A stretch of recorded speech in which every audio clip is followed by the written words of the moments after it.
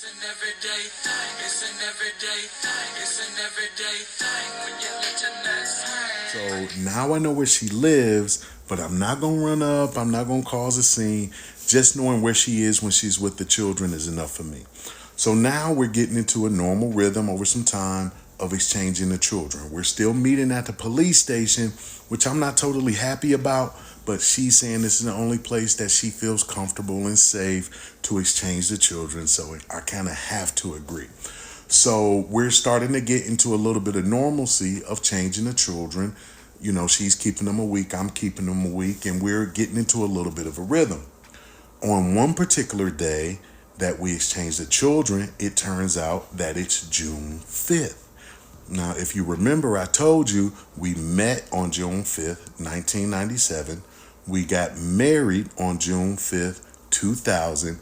And now we're meeting at a police station to exchange our children on June 5th, 2020, which would be our 20th wedding anniversary.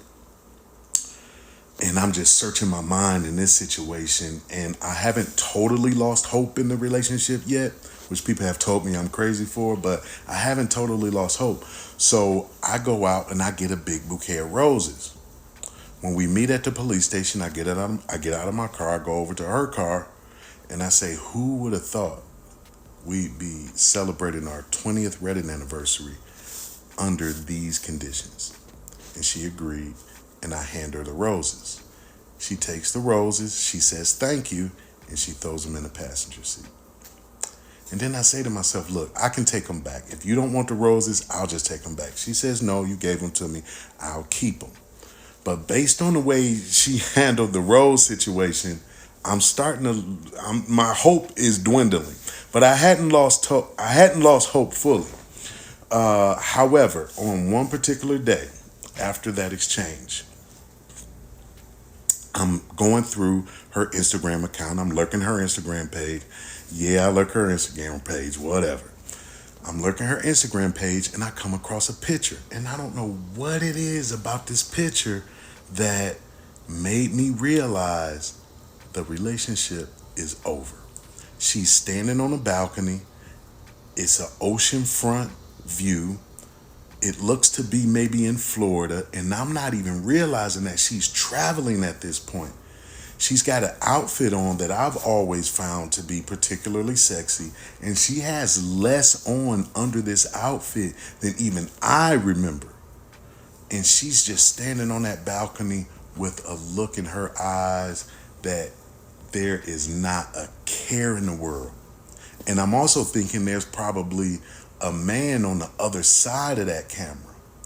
And at that point, I realized it is over. And also during this time, I had started seeing someone else as well. So I wasn't being totally faithful to the relationship at that time either. So at this point, it's over. And I just got to figure out a way to move forward in what is now our new normal. So it's still COVID, and so now I'm at home. I'm all alone when I don't have the children, and I think about my brother who says he was going to try to come back down to try and figure out a way to come back down to provide me some support. So I call my brother, and he says, look, man, I want to get down there to help you, but do you remember when I was sick, when I came up there to see you? Yeah, I do remember. He said, you remember I thought I had a hernia? Yeah, I remember that. Did you ever go to the doctor to get that worked out or figured out what that was? Yeah, man, I did go to the doctor. I have cancer, bro. And I'm like, what? I have cancer. I'm having to go through chemotherapy. I have to go through blood transfusions. Man, it's tough, but you know how we are, man. We gonna push through. And I'm like, absolutely, bro, do what you gotta do. And I'm realizing he's fighting for his life. I'm fighting for my family. And we got to be tough in this moment. So after some time, after finding that out about my brother, I get another phone call. Hello, who is this? Hi, is this Mr. Rockman? Yes, this is Mr. Rockman. Are you the father of, and they name my children? Yes, I'm the father. Yeah, I need to meet with you. Okay, but I already met with you guys before, and the last case was unfounded. What is this about? Well, I need to meet with you. They come to my house. They sit down with me. Sir, we have some information that you've been doing some inappropriate things with the children. Have you done this, that, and the other with the children? Absolutely not. I've been through this already. The last case was completely unfounded. Where's this information coming from? I gotta imagine this is coming from my wife again. And I told the last CPS person that there's no way that any of this happened, and my wife has some mental health issues. Well, sir, anytime we have an investigation, we have to take it seriously and we have to follow all of our steps. Well, I'm asking them, what happens if a person is making false accusations? Well, there's really nothing we can do as far as that, but if someone makes a claim, we have to follow through with it. And another thing, sir, we're going to have to keep the children in the care of the mother until the investigation is over. So you telling me I can't even see my kids while I'm going through this process, even though the last claim was unfounded? Yes, sir, we're going to have to get through the whole process. Okay, let's get through it. There's nothing there. And after a couple of weeks, exactly as I told them, it comes back unfounded, is complete. And I'm totally shocked. At this point, I'm totally upset. I get my children back. I hug my children, and we're trying to figure out where do we go from here. Now I'm realizing the relationship is over. There's nothing I can do at this point. So I decided to move to a different area just to lower my expenses and get prepared for everything I'm about to face. Around this time, it was time for us to have our first court hearing. So when we go to court, the judge asks, where are you all exchanging the children? And then we say we're exchanging the children at a police station because for whatever reason she's claiming she doesn't feel safe. But the judge doesn't buy it. And the judge decides that we're now going to exchange the children in my area where I've moved to. So I'm kind of elated because this is like my first victory in this whole process. And the judge said something that I thought was very interesting before we left. He said, be careful because these things don't always go the way you think they're going to go. And so I like, that's interesting. But then we move forward. So now it's coming around the time for the children to go back to school. So in the area where I live was a wonderful school district. The schools were right next to each other for the children. All they have to do is take a bus and a bus to school and a bus back, and they're done. Very simple.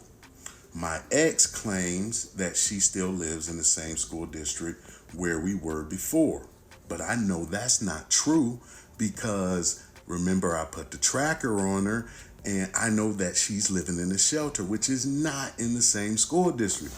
So then I tell her, I say, look, provide me documentation that the children, that you live in the same school district, and I'll agree, even though for me, this is like a 40-minute drive. But I said, I'll agree to let the children stay in the same school district, only if you provide me documentation. But I know she can't provide the documentation, right? So then, but I'm like, but I think this new school district where I am will be much better for the children. And I said, we don't have to put Max in daycare anymore. They all will be very, very close. We cannot come to an agreement. So it comes to a week where the children are with me. I take the children over to the school. They look around.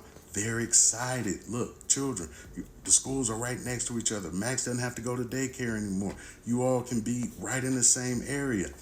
They love it. They're excited.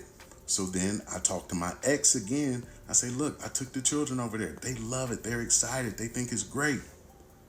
Can we just go ahead and let the children go to this school? Because I know she's not in the same school district. But I don't let her know that I know that. But she still doesn't agree for whatever reason. So now we're at a standstill. So now it comes time for the children to actually start school. And it just so happens on the week that school starts, the children are with her that week. So you can imagine what she did, right? She started the children at the school district of her choice. Now, let me explain to you what that looks like for me.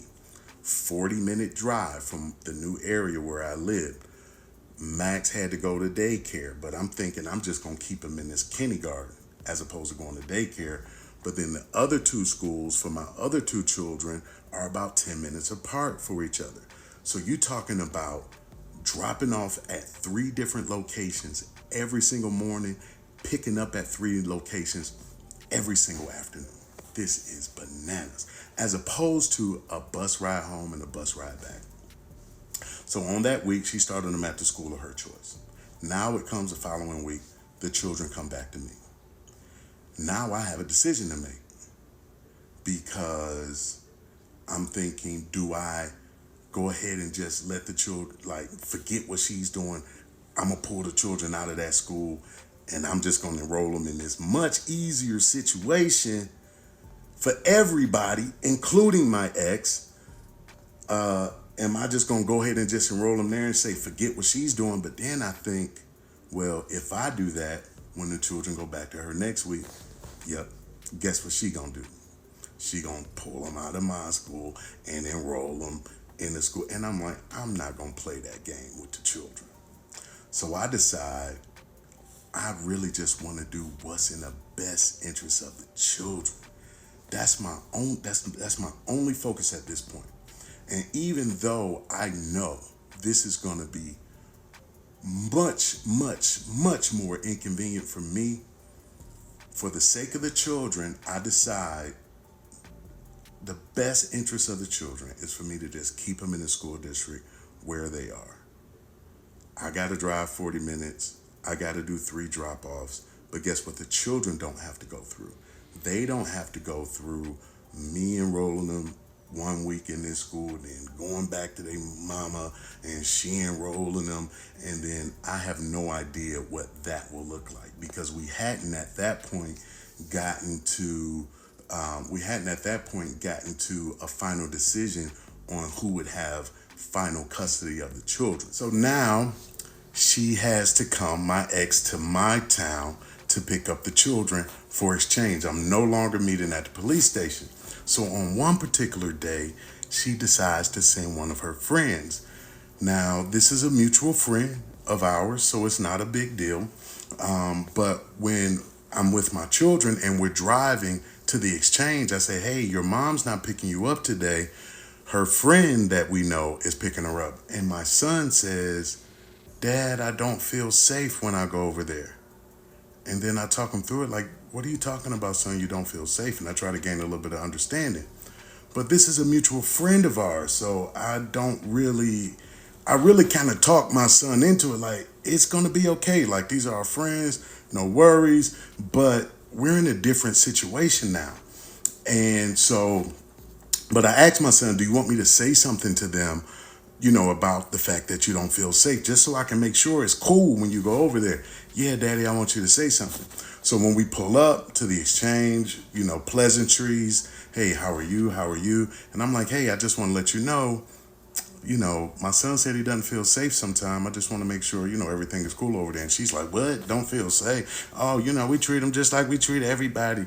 Everything is cool. And I'm like, okay, well, I just still wanted to let you know, just so you can understand that I want to make sure my son is good when he's over there at your house. And so, we figure that everything's fine.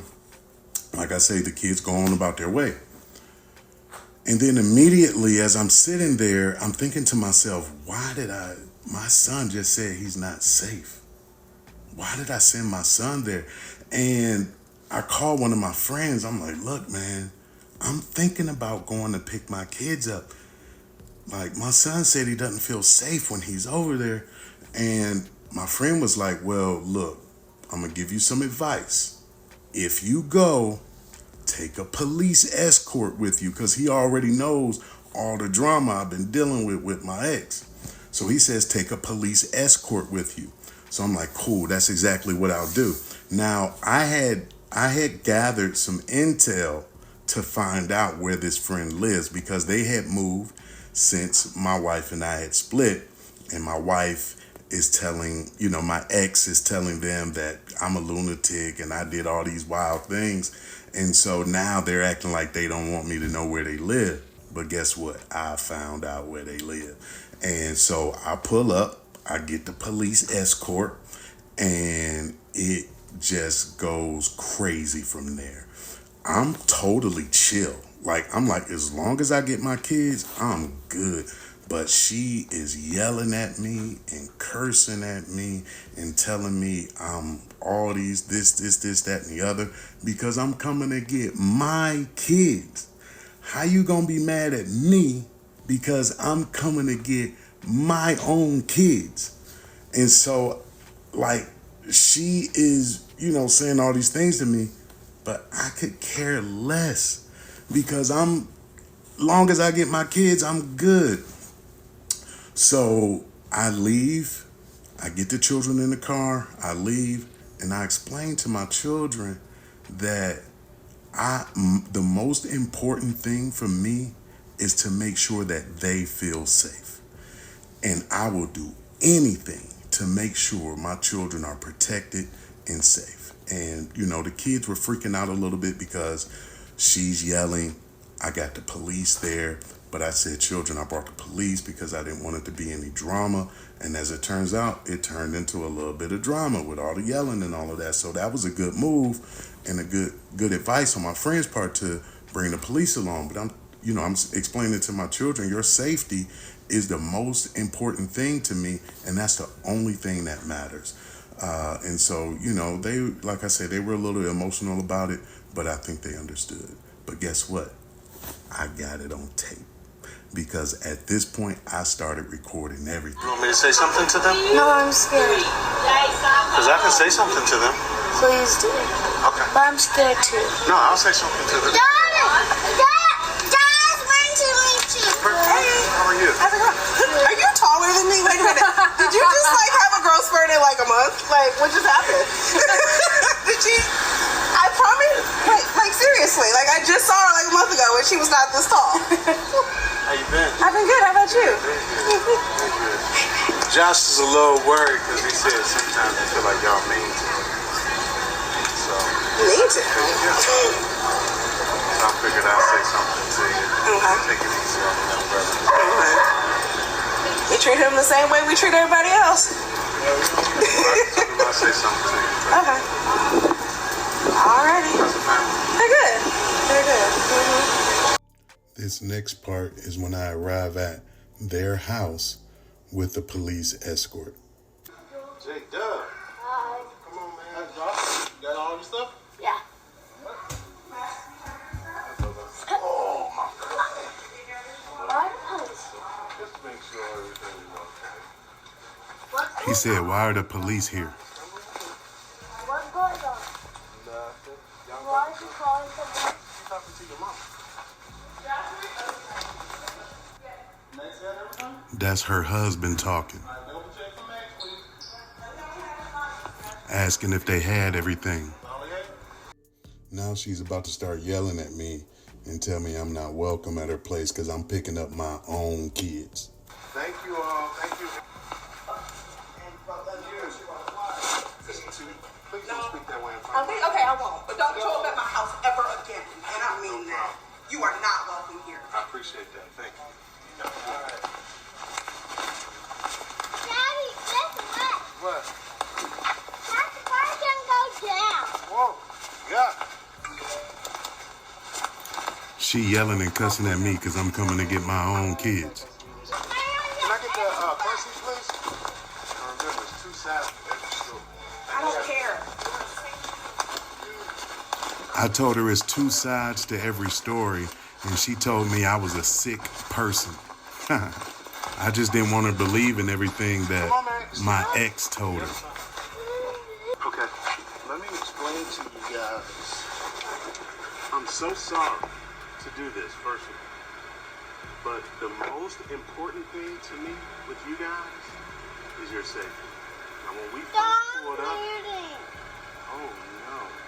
When we first pulled up, what was the first thing that Joshua said? Mom says she could be here at 7:30, but I said I can't stop you from taking the kids before then. She says she would try to get with you in Georgetown, do some kind of exchange with Georgetown PD today. Y'all can work that out. That's fine. These people expressed to me that you weren't supposed to have the address. They don't know how you got the address from here. They don't know why you're here, and you're not supposed to know where this place is. Okay. I'll let them know I can't do anything about that at this point. But if you come back over here and they want you criminally trespassed to where you can't come up to the property, then unfortunately, I had to do what I had to do as far as that, which means I'll give you a piece of paper that says don't set foot onto the curb or the property, otherwise you go in jail for it. Listen, man, I'm just trying to protect my kids. Yeah, I know. I hear you. I said I'm just trying to protect my kids. That's the reason why I came to get you guys, because I thought about it when I left. Like, if you ever said, Grace, if you ever told me that, and we were going somewhere, Daddy, I don't feel safe, the first thing that I would do is come here. If Maximus said, Daddy, I don't feel safe somewhere, the first thing I would do is come get Max. And Joshua said, what did Joshua say? I don't feel safe. Daddy, Yes, sir.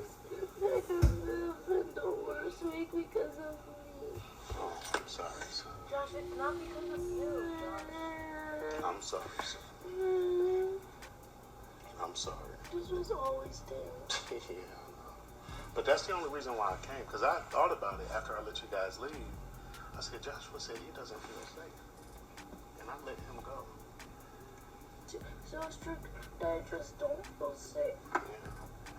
So if any of you guys, whatever the reason is, if any of you guys don't feel safe, I have to do what I have to do as a father to protect you. I said I have to do what I have to do as a father to protect you if you don't feel This safe. is a little unorthodox. It's really fun. It was fun, man. The most important thing of all is that I protect you guys. Miss Grace, remember this moment. You know, without a shadow of a doubt, if you ever tell me you don't feel safe somewhere, you know exactly what your father's going to do. I said if you ever in a place where you don't feel safe, you know exactly.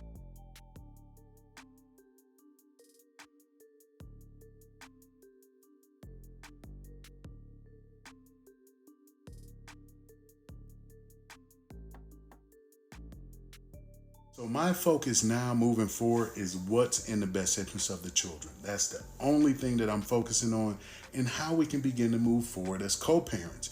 And based on our history of doing marriage workshops and seminars all over the country, our TV show where we spoke about relationships, all the things that we did, I always thought that if we were ever to break up, we'd be the ideal co-parents.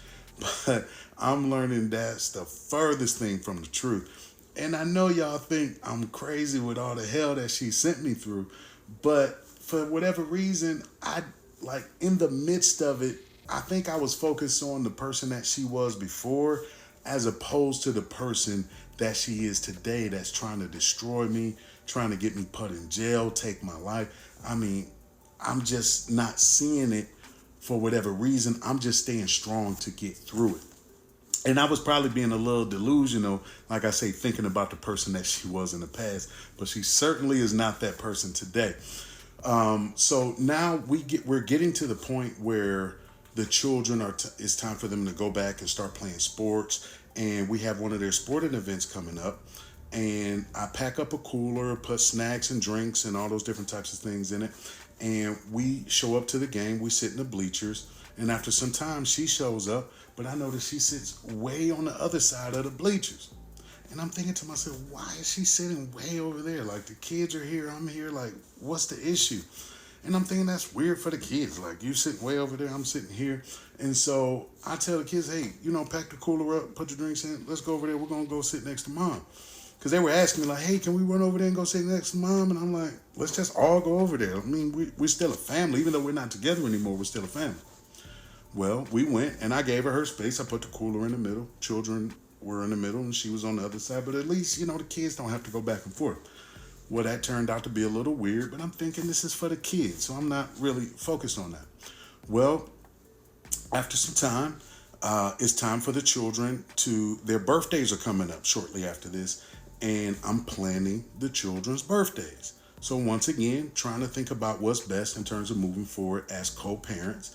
I offer her an invitation to the birthday. She refuses. She doesn't want to come. No, don't want to come to the birthday. And then I tell the children, mom said, she's not going to come to the birthday. They like, can we call mom? Sure, no problem. They call their mother. Mom, we really want you to come to the birthday party. We're going to do this and that and the other. And she's like, no, we're just going to do something else and blah, blah, blah, blah, blah. She doesn't want to come to the kids' birthday party. They're disappointed. But once again, can't force her to come, so then we got to move forward. Shortly after this, around the time when it's time for the kids' birthday party to come around, there's another sporting event. She shows up to the sporting event. She's got bags and gifts and balloons and all that, and the kids are excited. And she's brought a couple friends with her as well. So the kids are, oh, yay, thank you so much, Mom. We love you, this, that, the other. We go in, sit at the bleachers. Now, these are friends that she bought that I was also mutually friends with as well. They were more her friends than mine, but I knew these people. So I go and we all sit together. After that event, she sent me a text message. Don't ever sit next to me at the kids' games. Don't look at me. Don't talk to my friends. Yeah, just a whole list of anything that you can imagine. And once again, I'm thinking to myself, I thought we would be the model co-parents. And once again, I know y'all probably think I'm crazy because this girl is sending me through hell. So like I say, I'm probably being a little delusional, but I'm just trying to think of just once again, what's in the best interest of the children, but she's not interested in that. She don't want anything to do with me. She wants me as far away from her as I can possibly be. So with that understanding, and now that we're getting closer to the divorce hearing, I'm saying to myself, I gotta do everything in my power to fight for the children. If I don't get the children, if I don't get primary custody of the children, she is gonna make my life a living hell. She gonna do everything in her power to make my life miserable. And after some of those things that she did, and I know it took me a while to get there. You know what I'm saying? I know I probably tried to fix it a few too many times, but you try to do everything that you can to keep your family together. But now I'm realizing I gotta fight for the kids, because if there's nothing else that I love my kids and I want what's best for them. So now it's a must that I get full custody. And the court hearing is coming up really soon. Gotta go back and tell y'all something I forgot to tell you. So you remember when I told you I had to pick my kids up because they didn't feel safe from a friend's house and all the drama that went forth with that.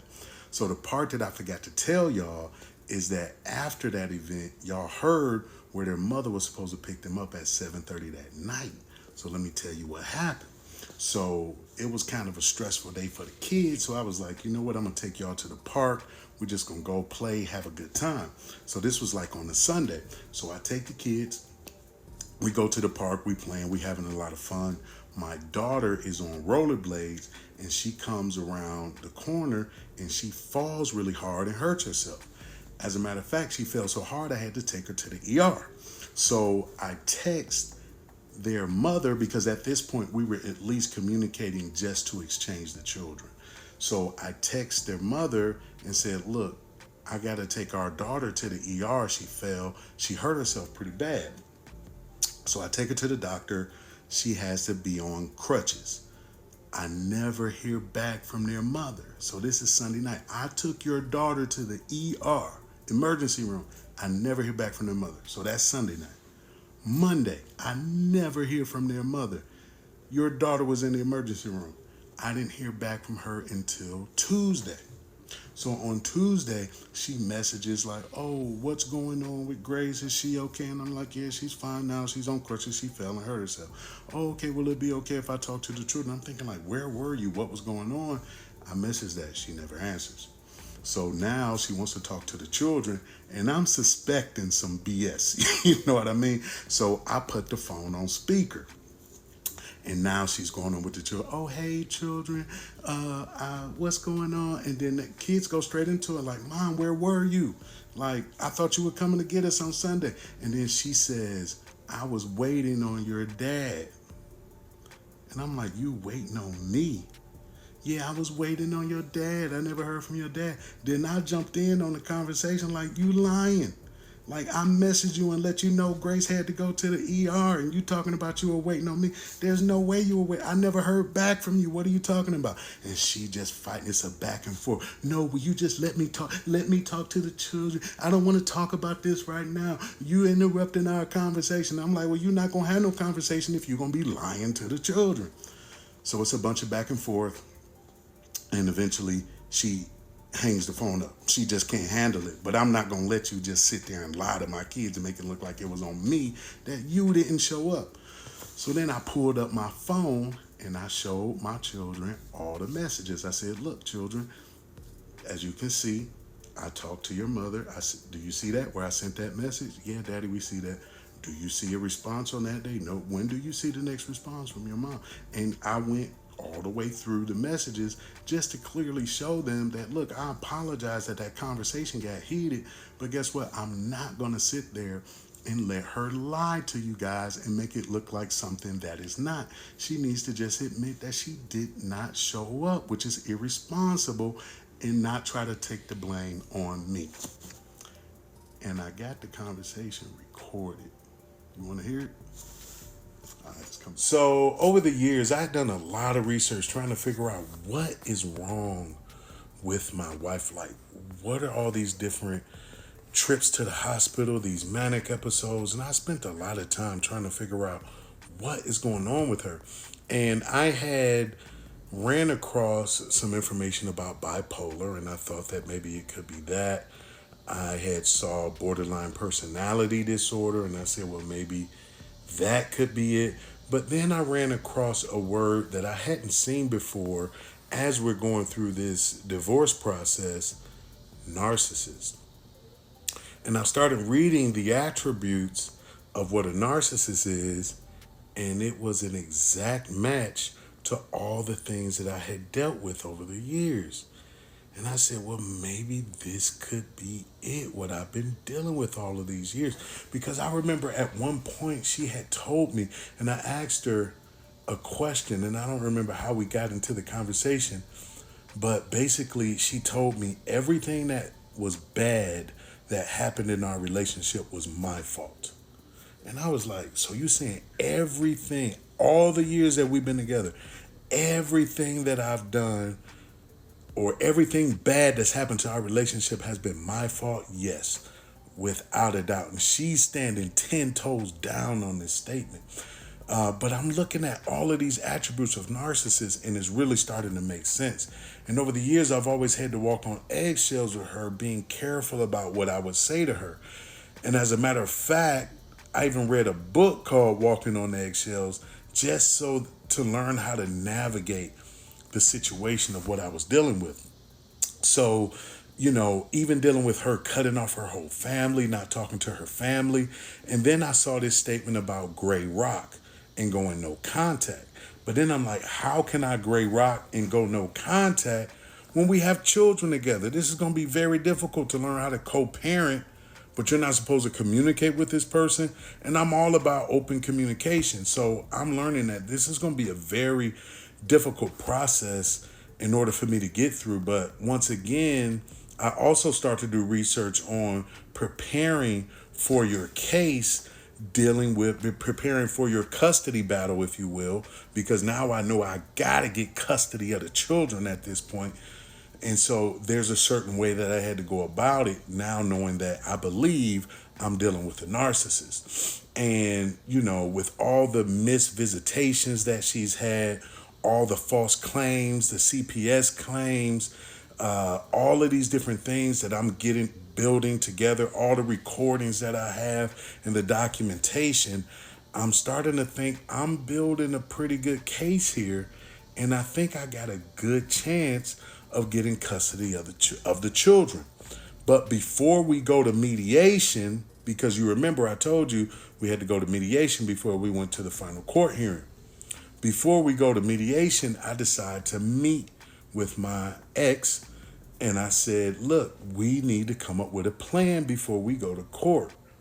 Because if we go to court and let court decide, who knows what will happen. And at this point, I'm knowing that I think I got a pretty good case to get the children, but it's still, you never know when you go to court. And typically, as a black man, as a man, period, typically it defaults to the mother to get custody. But I'm dealing with so much drama from her. I'm thinking to myself, if she gets custody, she's going to make my life a nightmare. So I decided to meet with her. We got to create a plan. We got to go into mediation and then on to court and letting them know that we're trying to put some kind of agreement together so neither one of us gets screwed. But really, this is me trying to, and maybe this is me being a little cocky, but I thought I had a good chance of getting the kids. So this was me trying to throw her a bone. Like, look, just like the judge said, things don't always go the way you think they're going to go. And so this is me trying to say, hey, look, let's try to create a plan so neither one of us gets screwed in the end. She does not agree. She doesn't want to do it. So then I got to move forward with my plan. So now it comes time for us to go to mediation. When we arrive at mediation, one of the things that the mediator says that is really helpful for me is that you don't have to agree to anything in mediation. And anything that you discuss, if you don't agree here, can't be used in court. Now, I had taken the chance to try to work out some sort of agreement between myself and my ex so that we could present a better situation for both of us. Basically try to do my own mediation. That was failed. We didn't agree to anything. So now that we come to mediation, I know my main focus is getting custody of my children.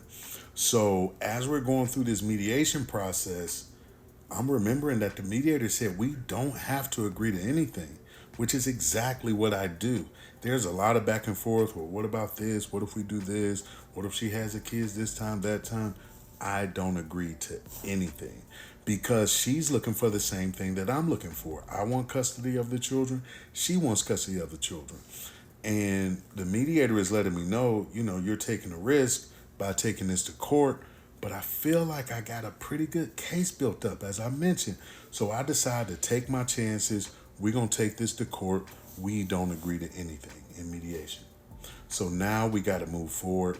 We got to go to court. But keep in mind, this is during the time of COVID. So we're not able to meet actually in court. I have to go to my lawyer's office. When I go to my lawyer's office, this is wild because when I go to her office, she's a chain smoker and she's got an ashtray with cigarettes a mile high. And she's puffing on these cigarettes.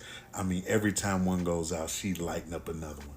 And I can barely breathe with all the fumes from the cigarettes just encapsulating this office.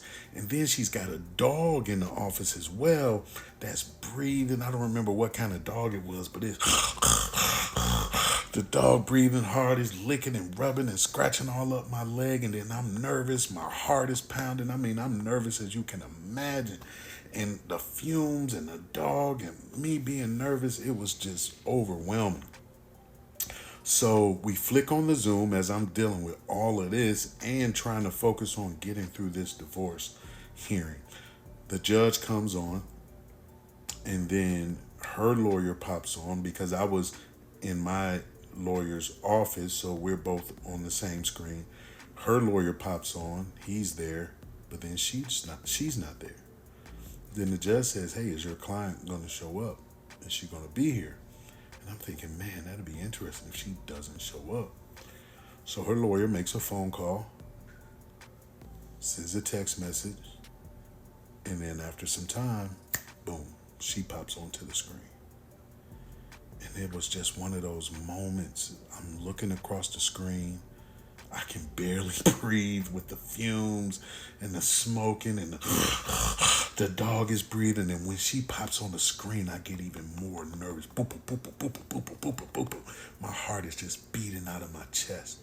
And I'm looking across at the screen at the woman that I've loved for 20 years, that we spent what I felt was a beautiful life together, aside from all the drama.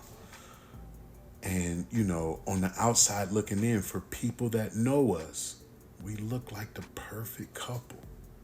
And now we're in a situation where we've come to the end of the road. This is it. It's over. Like, this is the final frontier of everything that we've been through over all these years.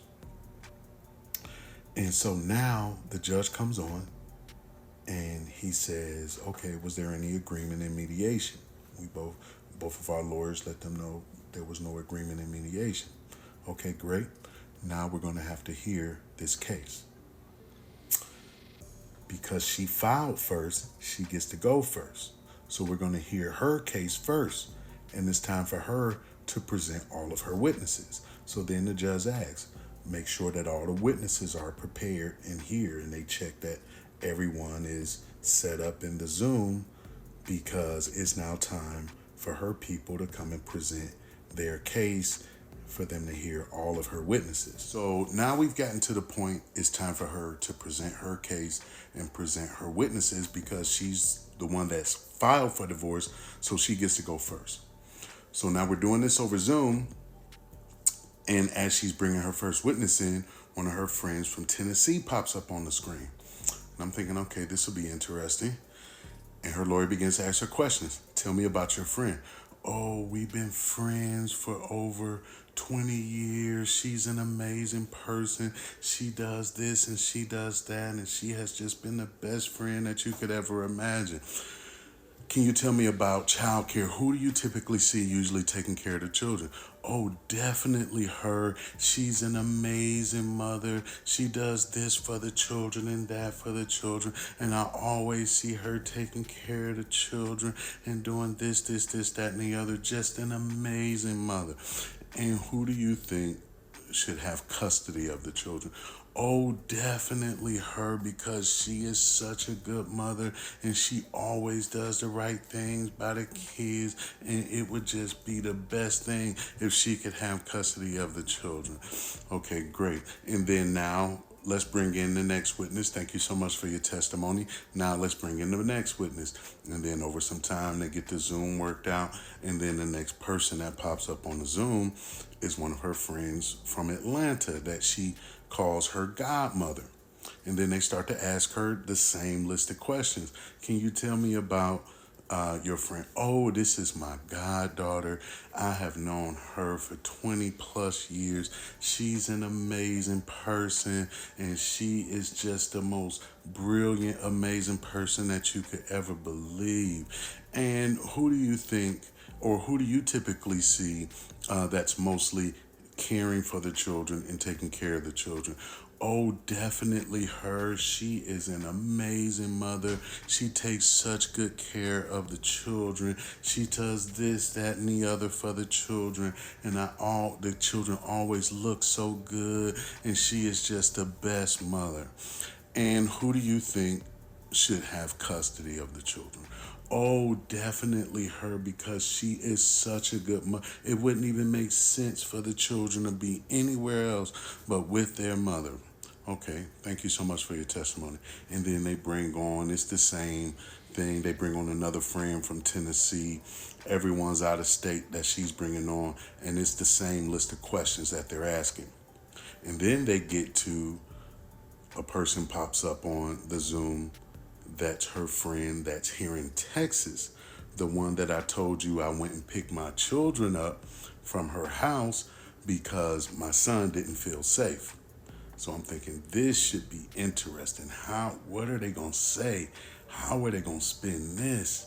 And I'm getting nervous because that was a heated situation. So how is this going to go? So they start the questioning, same line of questioning. Tell me about your friend. Oh, we've been friends and I grew up with her and she was like an aunt to me and this, that, and the other. And she's just an amazing person. Who do you typically see the children take care of? Same thing. Oh, she is always taking care of the kids. She's definitely the main person, yada, yada, yada. Who should have custody of the... Oh, definitely she should have custody of the children because she is just the best mother. And then they go into our situation. They ask, okay, we understand that there was a situation where Mr. Rockman came and picked up his children and things got a little heated. Can you tell us a little bit about that? And then she goes in, he told us something about his son didn't feel safe at our house, and I told him we treat him like we treat everybody else. And so we were there. Everybody was having a wonderful time. We were just having a great time. And then all of a sudden, I get a knock on the door, and I'm like, "Who is this?" And then I go outside, and I'm like, "What is he doing out here? You're not even supposed to have his address." And then he talking about, "I'm here to pick up my kids." Well, your ex was the one who wanted the kids to be over here, and the kids are doing just fine. And he was talking about his kid didn't feel safe, and so we went on ahead and packed up the kids and sent the kids home. But the police was there, and it was dramatic. And I told him, "You are not welcome here. You are not supposed to be here. How did you even get my address?" And then, as she tells her part of the story, my lawyer comes in and asks, "Well, what was his demeanor while all of this was taking place?" Oh, and her response surprised me. She said, "Oh, he was cool, calm, and collected. He was cool, calm, and collected." And then I'm thinking, thank you. Like, are you testifying for me? Because out of all the drama that she was spilling out and how tense the situation was, her saying cool, calm, and collected, I felt like, okay, maybe that helps me in this situation. And so they wrap up their testimony. They're done. That's pretty much their testimony. Just a bunch of friends talking about how amazing of a person she is. The little heated situation, with the friend where I had to pick up my children. I was a little nervous about that, but I'm feeling like that has to sound good to the judge that in the midst of this heated situation, she stated that I was cool, calm, and collected. So now, what happens next? It's time for me to testify. I feel like I've built up a pretty good case. I feel like I put my plan together. I only have 2 witnesses. She had about 6 friends come up and talk about how amazing of a person she was. Only had 2 witnesses. Now it's my turn to present my case. I feel like I've built up a pretty good case. And I'm thinking from my ex, she's had a bunch of friends from out of state talk about how much of an amazing person they thought she was. And then her friend, where we had the situation where I had to pick up my children, which could have been the most damaging towards me, she said I was cool, calm, and collected. So I'm thinking, like, it's not anything really that bad, that damaging that they've been able to present to me. So I'm feeling a little more confident, but I'm still nervous at this point. So it's downtime for me to bring up my first witness, and they call up my friend. The one that I told y'all we were trying to chase, my ex, trying to figure out where she lived. So that was my friend that I called up to the stand. And so my lawyer begins to ask the questions. Hey, how do you know the individuals here that are divorcing today? Well, he mentioned they're mutual friends of mine. I was their next door neighbor for X number of years, and so I've seen them operate. They were a wonderful couple. And it's surprising that now to see them actually going through a divorce. Okay, well, who do you typically see that cares for the children and the most custodial parent? Well, definitely Rock over the years has always been the most custodial parent, taking care of the children, making sure they have everything that they need. He's always taking them to school, and he's definitely been the most custodial parent throughout this process. Well, what do you know about the altercation that happened on, the big situation where they wound up splitting? He said, well, I don't know a whole lot about the altercation, but the day after his ex went to the hospital, I actually went and visited her. And when I went and visited her, she told me that, Rock knocked me unconscious, and, he gave her a traumatic brain injury and all these terrible things, how bad he beat her and all these different things that happened. But he said, I was looking at her and thinking to myself, it doesn't look like I'm looking for some marks, some bruises, some black eyes, like I'm looking for some sort of sign that lines up with what she's saying. And what she's saying just not making sense because I don't see any bruises. She said she was choked. I'm looking for, choke marks. I don't see any of that. So it's kind of not adding up. And her demeanor is not what I'm used to seeing, because she's very smart. She's a very bright individual, and her demeanor is very different now. So I'm definitely seeing that something is off. And then my friend says something that makes my jaw drop. He goes in and says, and in addition to that, she started to say, I've always wanted you. Don't you want me? Don't you want us to be together? Look, if you want me intimately, you can have me right now. I've always wanted you. I know you've always wanted me. Rock never has to know what happens. It can just be between me and you. And I was like, this was my first time hearing this, and I was like, what? She's offering and trying to give herself intimately to my friend, our friend. And so my jaw drops at this point. And he then goes on and continues to say that, Rock never has to know, and we got to get him. He's coming after me. He's trying to do this, that, and the other, and we got to get him, and just on and on and on and on and on. And my jaws drop. I'm trying to keep my composure, because you got to keep your composure while you're on these Zoom hearings. But man, I am like, my mind is spinning at this point. Like, what did I just hear? So next, after my friend's testimony, they bring my lawyer calls my ex to the stand. And as I told you all, I had gathered a great amount of intel in terms of like where she lived, and some other things that I had gathered to really help build my case. And so my lawyer begins to ask her questions. Don't you live at such and such shelter? And then you could see her eyes get wide, because she wasn't aware up to this point that I knew where she lived. And so her eyes get real big, and you could tell even her lawyer had a kind of a surprised look on his face. And then she was like looking around like, do I even have to answer this question? Because this is the place that's supposed to be keeping me safe from him. But the judge is like, yeah, please answer the question, ma'am. Yes, I do live at such and such shelter. Okay, yes, ma'am. And then after the event on 129/20, when you left the home, on the next day on 1:30, didn't you have an altercation with the police where they had to put a bag over your head and restrain you and admit you to the mental health facility? And then you could see her lawyer was like, what? Like, almost like as if he didn't even know about that. And then you could tell she was shocked as well. And then she's like, yes, that is true. That did happen. But, I'm suing the police. They treat black people differently. And this, that, and the other. And you could tell she's just totally stunned. And as I told you all, the way I got that information, and I hadn't told y'all that part yet about her having an altercation with the police the next day, but I had gathered that information through all the texts that I told y'all I was receiving, and she was building up her own timeline of events of what happened, and that was one of the things that I ran across. So I presented that to my lawyer, and my lawyer called her out on it. So then my lawyer's like, well, if there was any sort of traumatic brain injury, don't you think it would have come from that, as opposed to a smack from your husband? And you could tell she's totally startled and fumbling over the question. So now she ends her testimony. Now it's time for my next witness to come up. So now we're getting close to the end. My ex has presented all of her testimony. I've had my friend come up to testify, and now it's time for me to bring up my final witness. And I'm still dealing with the fumes. I can barely breathe. The dog is still barking up my leg.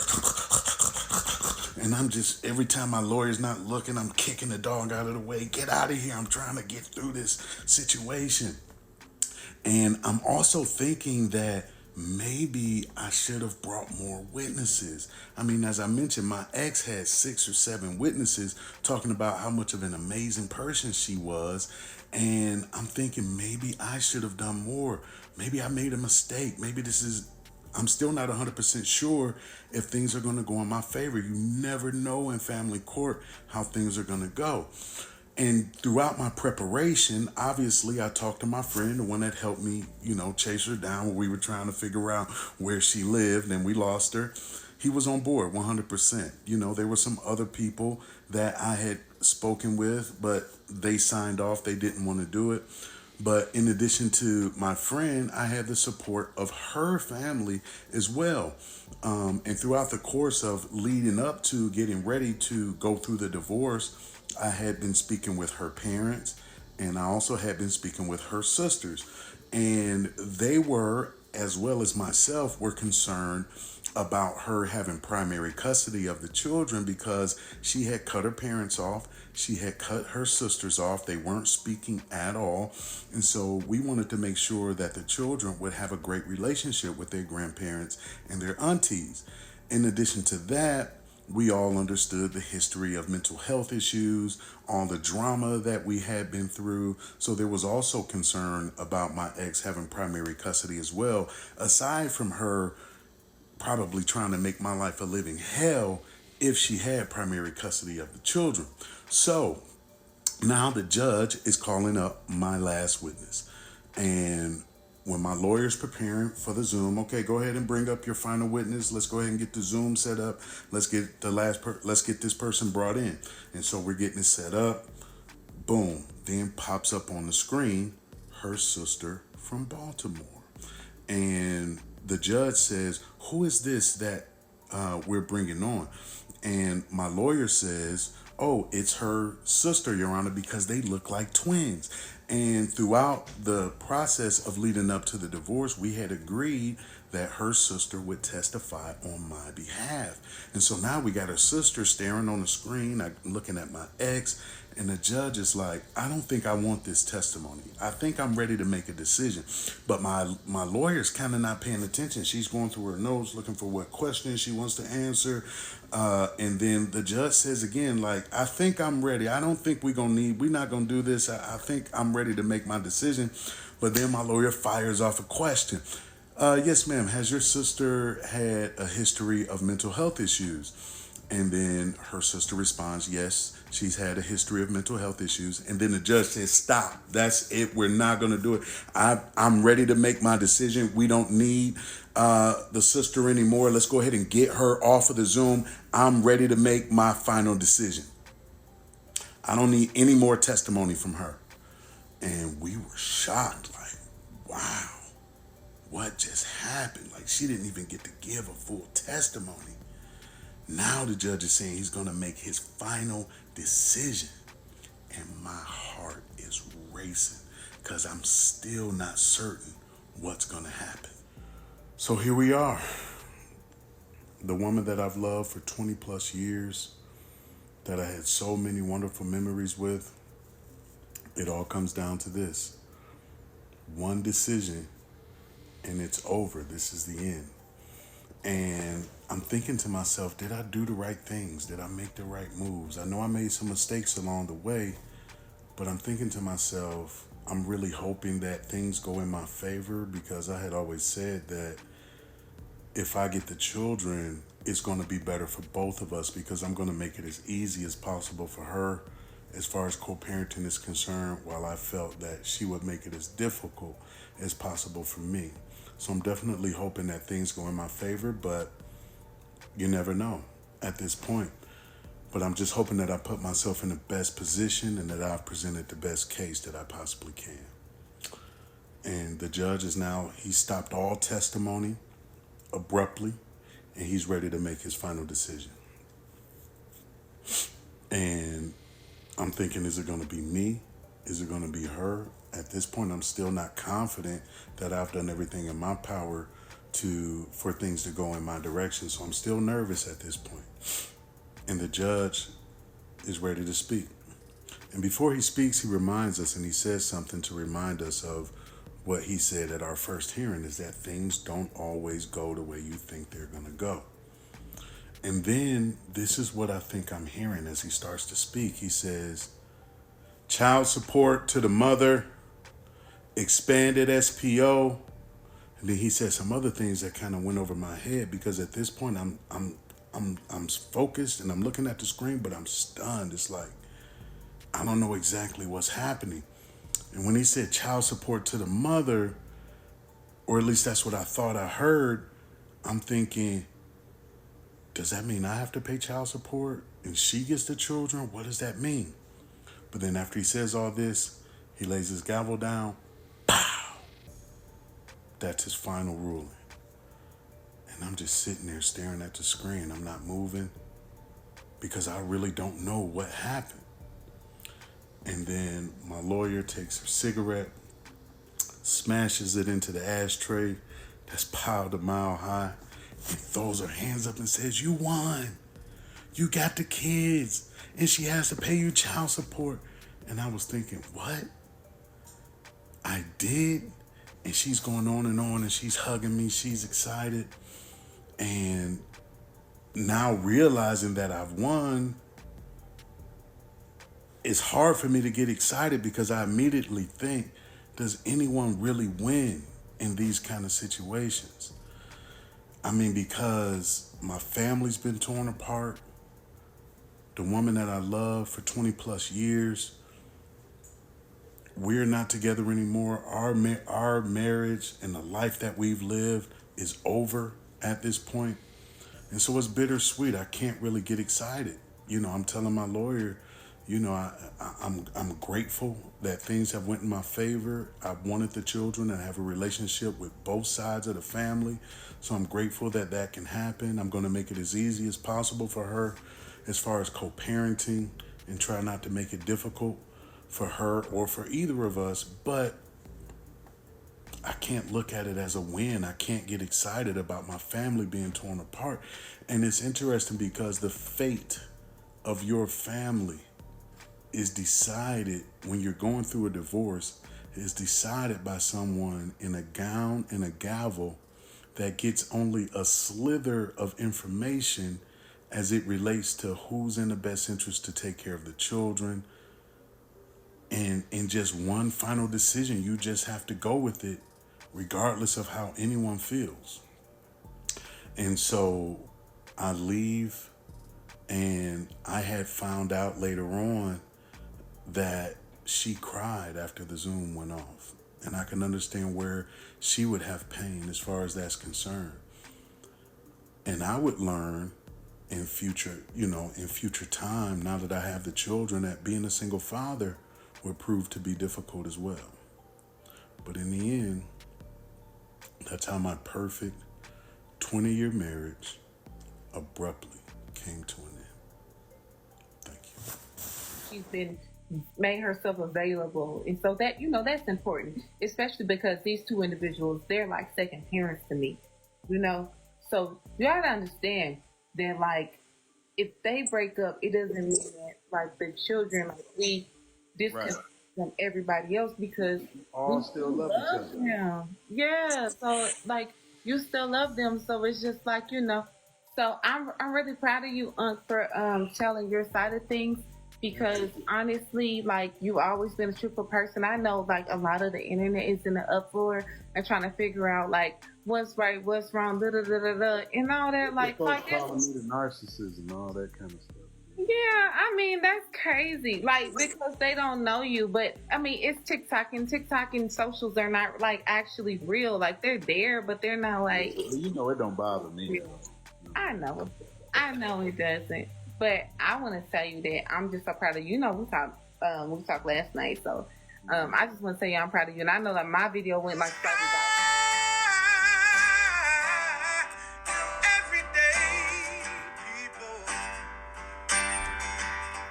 Day and night. For some women, it can start working in as fast as 1 week.